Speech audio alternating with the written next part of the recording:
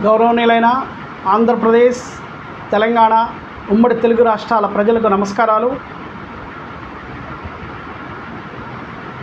ఇవాళ పీవీఆర్ ఆంధ్రప్రదేశ్ రాష్ట్ర కాపునాడు నుండి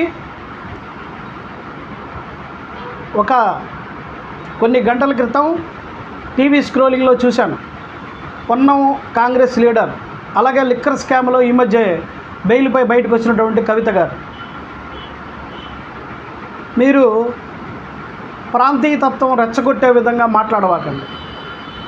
ఇదే పవన్ కళ్యాణ్ గారు కరోనా సమయంలో ₹1 కోటి విరాళం ఇచ్చినప్పుడు మీకు తెలియదా?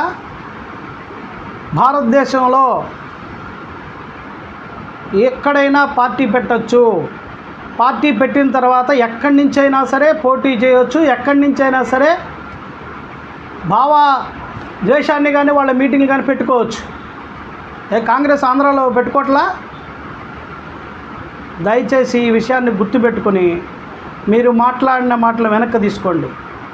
ఈ మధ్య సుప్రీంకోర్టు జడ్జి గారు కూడా చెప్పారు, ప్రాంతీయతత్వాన్ని రెచ్చగొడితే దాన్ని వీడియో తీసి ఆ యొక్క సమాచారాన్ని పూర్తి వివరాలతో సేకరించి పెట్టగలిగితే మేము కఠిన చర్యలు తీసుకుంటామని చెప్పారు.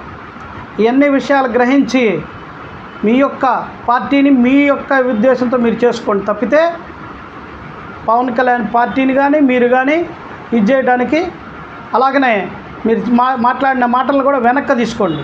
ప్రజల్ని రెచ్చగొట్టవాకండి. ఈ విషయాన్ని పీవీఆర్ ఆంధ్రప్రదేశ్ రాష్ట్ర కాపునాడు నుండి తీవ్రంగా ఖండిస్తున్నాం.